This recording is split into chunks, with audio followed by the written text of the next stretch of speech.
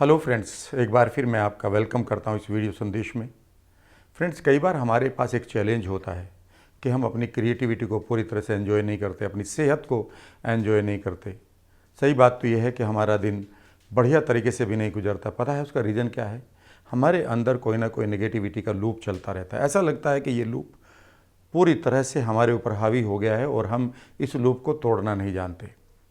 इसी negativity loop के कारण बहुत सारे लोगों की एनर्जी वेस्ट हो जाती है, उनकी क्रिएटिविटी समाप्त हो जाती है और हम बीमारी की तरफ अग्रसर होने लगते हैं। फ्रेंड्स, आज आपको इस मेंटल लूप को समझना होगा और इसको तोड़ना भी होगा। लेकिन इससे पहले हमें समझना होगा कि आखिर ये मेंटल लूप जो नेगेटिविटी का है ये बनता कैसे है। ये बनता है हमारे मेंटल क्लटर से।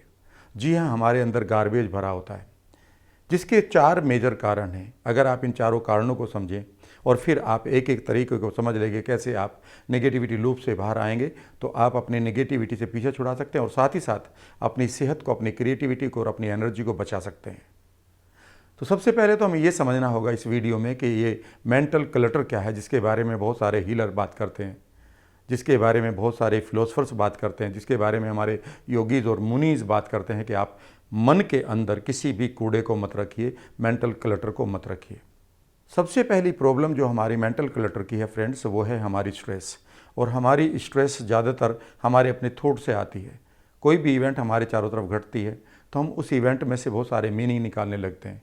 उस आदमी ने मुझे ऐसा क्यों कहा, काश वो ऐसा कर लेता, काश वो ऐसा ना करता, काश ये चीज़ मेरे साथ ना होती। और इस तरह से हम बहुत सारी इवेंट्स के साथ अपना एक क्लटर बनाना शुरू कर देते हैं, एक कूड़ा बनाना शुरू कर देते हैं। ये हमारे मन के अंदर एक बोझे की तरह पड़ा रहता है जो हमारे 50,000 थॉट्स को पूरी तरह से अपने कंट्रोल में कर लेता है। मेंटल एक्सपर्ट्स ने और साइंटिस्ट ने ये पाया है कि दूसरा मेजर रीज़न है हमारे मेंटल क्लटर का, वो है चॉइस का अपलोड होना।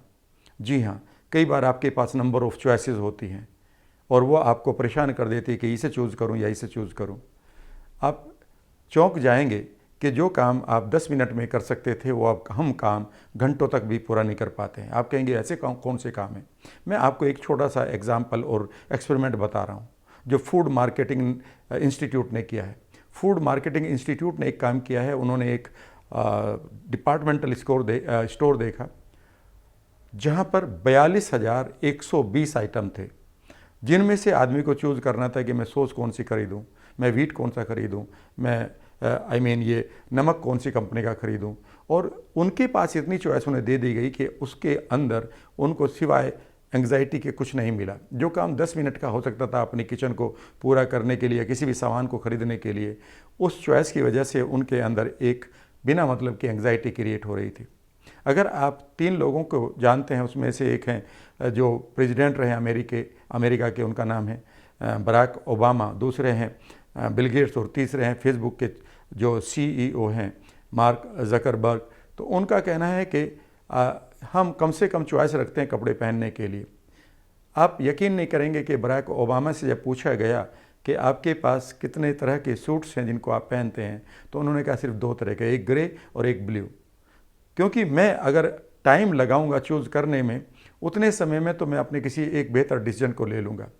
इसी तरह से मैं पढ़ रहा था फेसबुक के CEO को भी कि वो कहते हैं कि मैं सिर्फ एक ही कलर की टी शर्ट रखता हूँ ताकि मुझे चूज़ करने में बहुत टाइम ना लगे। कई बार हम कुछ चीज़ों को चूज़ करने में, चॉइसेस इतनी होती हैं, उनको चूज़ करने में इतना समय लगा देते हैं कि वो हमारे लिए एक एंग्जाइटी की तरह पड़ा होता है।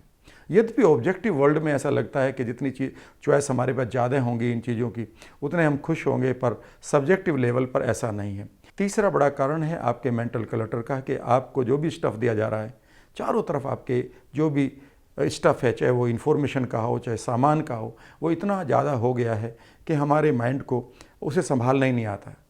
आप देखेंगे लोग आपके घर में भी, there are books which you are not reading, there are toys which you are not using, there are many clothes which you are not wearing. और आपके मोबाइल में भी इतने मैसेज और इतने फ़ोटोग्राफ्स हैं कि आपके मोबाइल की मेमोरी बार बार आपको एक संकेत देती है कि स्पेस इज़ नो मोर।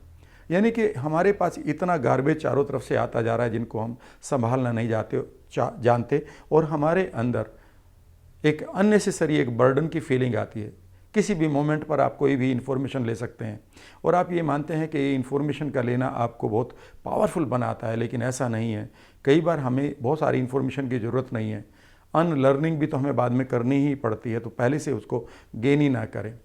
और चौथी चीज़ है जो आपके अंदर मेंटल क्लटर पैदा करती है, वो है आपका फोकस।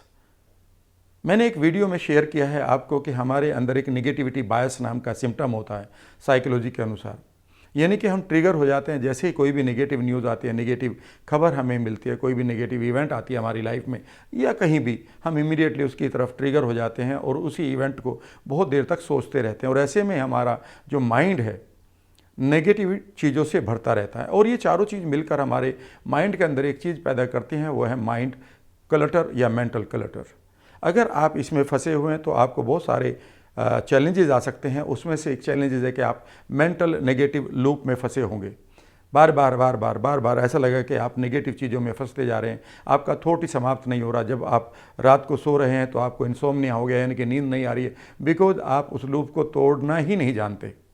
यहाँ से बहुत सारे चैलेंज लोगों को आने लगते हैं, इसलिए ज़रूरी है कि आप इस लूप को तोड़ना जानें। और आज इस लूप को तोड़ने के लिए मैं आपके साथ माइंडफुल ब्रीदिंग की एक्सरसाइज आपके साथ शेयर करूँगा।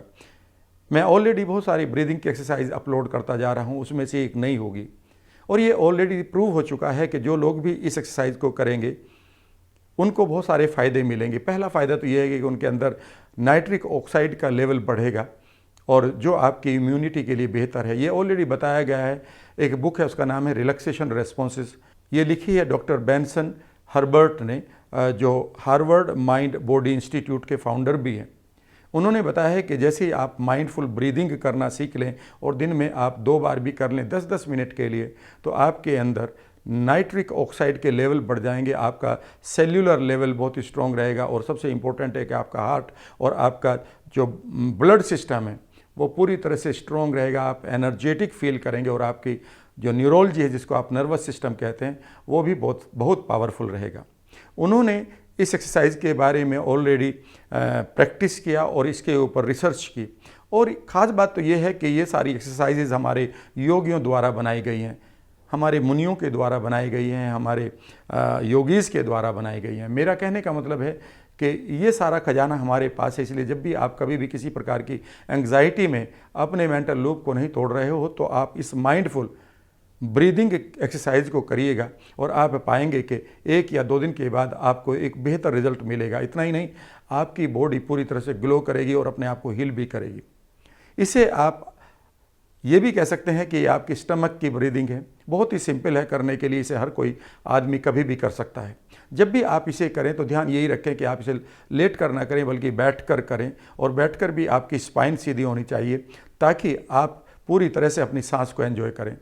जब भी आप इसे करें आपकी गर्दन झुकी हुई नहीं होनी चाहिए, आप भी झुके हुए नहीं होने चाहिए, इसलिए आप रिलैक्स्ड होकर अगले 10 से 12-15 मिनट के लिए कहीं भी बैठ जाएं और बैठकर आपको डीप ब्रीदिंग करनी है। पहले 3-4-5 क्लींजिंग ब्रीदिंग कहते हैं इसको हम, कि 4-5 आपको तेज़ी से सांस लेनी है, तेज़ी से छोड़नी है ताकि आपके लंग्स खुल जाएं और आप बाहर अपने टॉक्सिन्स को फेंकें। ये पहला काम करेंगे बैठने के बाद। उसके बाद आप आंखें बंद करके बैठ सकते हैं और आंखें बंद करने के बाद आप लंबा सा सांस लेंगे और इस सांस को आप फेफड़ों के अलावा अपने पेट में भरेंगे, यानी कि आपका ये स्टमक ब्रीदिंग होगी। इसे करते हुए आपको ये ध्यान रखना है कि जब आप इनहेल करें तो आप अपने स्टमक को पुश आउट करें बाहर की तरफ, मानो आपका पेट भर रहा हो। कई बार लोग इसका उल्टा करते हैं तो इसका पूरा मीनिंग ही समाप्त हो जाता है। फिर ध्यान से सुनिएगा, अगर आप सांस को लेते हुए अपने पेट को अंदर कर रहे हैं तो ये फिर मीनिंगलेस हो जाएगा। मीनिंगफुल तब है कि जब आप सांस को लेते हुए भरते हुए लंबा सा सांस लेंगे, आप इसको डीप ब्रीदिंग भी कहेंगे, और लंबा सा सांस लेते हुए आप अपने पेट को पुश करेंगे बाहर की तरफ कि मानो आप पेट के अंदर स्पेस क्रिएट कर रहे हो इस ब्रेथ के लिए, और अपने पेट को पूरा भरेंगे। और जितनी देर भी आपसे रुका जाए, वो 2 सेकंड भी हो सकती है, 3, 4, 5 भी हो सकती है, स्ट्रेन नहीं डालना है, वो रोकना है। और फिर आपको जब एक्सेल करना है तो अपने पेट को अंदर करना है। कहीं ऐसा ना हो कि एक्सेल करते हुए आप बाहर करें और इनहेल करते हुए अंदर करें, तो ये मीनिंगलेस हो जाएगा। जब एक्सेल का मतलब है जब आप सांस को बाहर फेंकेंगे तो आपका पेट अंदर जाना चाहिए। बस यही इसका साइकिल बनेगा। एक बार फिर मैं आपके साथ बता रहा हूं कि जब आप इनहेल करें, इनहेल करते हुए आप डीपली करेंगे इनहेल और अपने पेट को बाहर की तरफ पुश करेंगे ताकि आपके पेट के अंदर ऐसा लगे कि आप अपने पेट के अंदर स्पेस क्रिएट कर रहे हो इस ब्रेथ के लिए, राइट। और इसे रोकेंगे जितनी देर भी आप रोक सकते हैं। शुरू में ऐसा लगेगा कि आप ज़्यादा देर नहीं रुक रहे हैं, कोई बात नहीं, पहले अगर 2 सेकंड 3 सेकंड 4 सेकंड भी रुक रहे हैं तो बहुत अच्छा है। धीरे धीरे आप इसे बढ़ा लेंगे, जितना आप इसे बढ़ाते रहेंगे उतना ही आपके लिए अच्छा रहेगा। लेकिन शुरू में आप ऐसा ना करें कि आप पहले दिन से आप इसे बढ़ाने की कोशिश करें, होल्ड करने की कोशिश करें और आपको स्ट्रेन पड़े, थकान पड़े।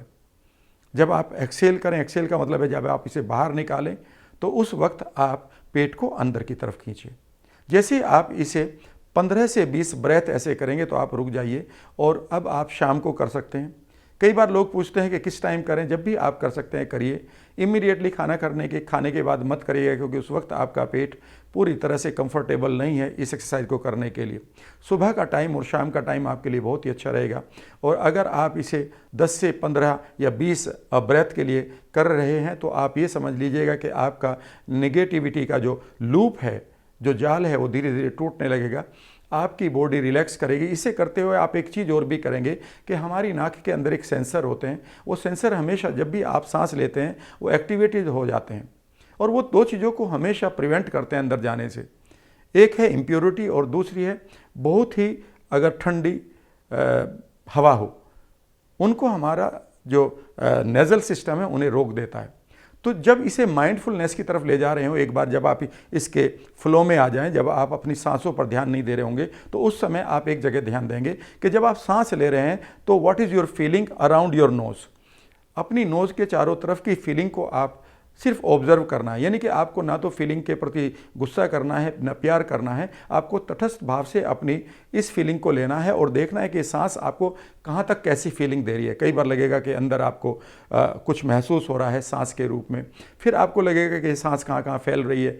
कई बार ऐसा लगेगा कि वो माथे में फैल रही है, कई बार ऐसा लगेगा कि आपके छाती से होकर नीचे तक जा रही है। जहाँ पर भी ये जा रही है धीरे धीरे उसे आप महसूस करेंगे। जब आप महसूस करेंगे तो यहाँ पर आपकी माइंडफुलनेस का जो सेकंड स्टेप है वो पूरा होना शुरू हो जाएगा। यानी कि अब आप जो भी निगेटिविटी का आपका लूप चल रहा था वो कोई ना कोई सेंसेशन पैदा करता है आपकी बॉडी में, और वो सबसे बढ़िया होता है कि आप अपने माइंड को ट्रेन कर रहे हो जब कि वो एक जगह रुके, तो सबसे बढ़िया तरीका ये होता है योगियों के द्वारा बताया हुआ कि आप अपनी सांस के साथ सांस को ऑब्जर्व करें, और स्पेशली जब आप नाक से सांस ले रहे हो तो नाक के एरिया को ऑब्जर्व करें, राइट। फिर आप देखेंगे नाक के अंदर का जो स्पेस है वो किस तरह से टच कर रही है हवा का वहाँ पर क्या गुण आपको महसूस हो रहा है, ये ठंडी है कि गर्म है कि नॉर्मल है। सांस यहाँ से जब आप नीचे की तरफ ले जा रहे हैं वो कहाँ कहाँ ट्रेवल कर रही है, उस समय आपकी फीलिंग्स क्या हैं। यानी कि आपको पूरी तरह से एक ऑब्जर्वर के रूप में इन फीलिंग्स को महसूस करना है और साथ ही साथ अपनी ब्रेथ को लेते ही रहना है और छोड़ते रहना है। यानी कि पहले आपको एक काम करना है कि अपनी ब्रेथ को पूरी तरह से लेना और छोड़ना सीख लीजिएगा। 5-6 ब्रेथ के बाद आप पूरी तरह से ट्रेंड हो जाएंगे। और ट्रेनिंग के बाद अब आपको काम क्या करना है कि जैसे ही आप इनहेल करेंगे तो भी आप सांस को आते हुए अंदर तक जाते हुए और उसकी संवेदनाओं को आप महसूस करेंगे, और जब छोड़ रहे हो तब भी आप जब सांस बाहर आ रही है तो वो किस तरह से बाहर आ रही है, आपके जो नाक के छेद हैं जिनको आप नोस्ट्रिल्स कहते हैं, उस समय वहाँ पर क्या फीलिंग है, नाक के आसपास के एरिया की क्या फीलिंग है, नाक के अंदर की क्या फीलिंग है। जैसे ही आप इन सेंसेशंस के ऊपर अपने माइंड को कॉन्सनट्रेट करना शुरू करेंगे तो पहली बार आप पाएंगे कि आप अपने माइंड को ट्रेंड भी कर रहे हैं और साथ ही साथ अपनी ब्रेथ को भी एंजॉय कर रहे हैं। इसे आप एंजॉय करिएगा और आप पाएंगे कि आप रिलैक्स्ड फील कर रहे हैं, आपकी नींद बेहतर होगी और आप पाएंगे कि जो आपका लूप है एंग्जाइटी का या नेगेटिविटी का रोज़मर्रा का, वो टूटना शुरू हो गया। पहली बार आपको लगेगा कि आपका माइंड अब शांत होना सीख रहा है। ये बहुत इंपॉर्टेंट है आपके लिए। याद रखिएगा, आपके माइंड में जितनी भी सेंसेशन चल रही हैं उस समय आप उन्हें ऑब्जर्व करिए अपनी बॉडी में जो माइंड के साथ चल रही हैं, और साथ ही साथ अपनी सांसों पर ध्यान दीजिएगा। तो अब आप अपने माइंड को पूरी तरह से कंट्रोल करना, उसे ट्रेन करना सीख रहे हैं। ये रहा आज का टॉपिक कि किस तरह से आप नेगेटिविटी के इस लूप को तोड़ें। आशा है कि आपको ये वीडियो पसंद आई होगी। पसंद आने से भी बेहतर है कि आप इसे करके देखें। 1 दिन 2 दिन जैसे ही आप करेंगे तो you will enjoy your energy, you will enjoy even your digestive system, you will enjoy better neurology, you will enjoy better memory also. अगर आपको ये अच्छा लगा तो लोगों के लिए शेयर करिएगा और आप मेरे चैनल को इसी वक्त सब्सक्राइब कर लें, बेल आइकन को ऑन कर लें ताकि आपको सारी इन्फॉर्मेशन समय से मिलती रहे। और हाँ, डिस्क्रिप्शन बॉक्स में इस वक्त आपके लिए खूबसूरत से विजुअलाइजेशंस और आपके लिए वो खूबसूरत वीडियोस मैंने यहाँ पर रखी हुई है, उनको आप क्लिक करिए, उनको देखिएगा और अपनी लाइफ को आगे बढ़ाते रहिएगा। Thank you very much.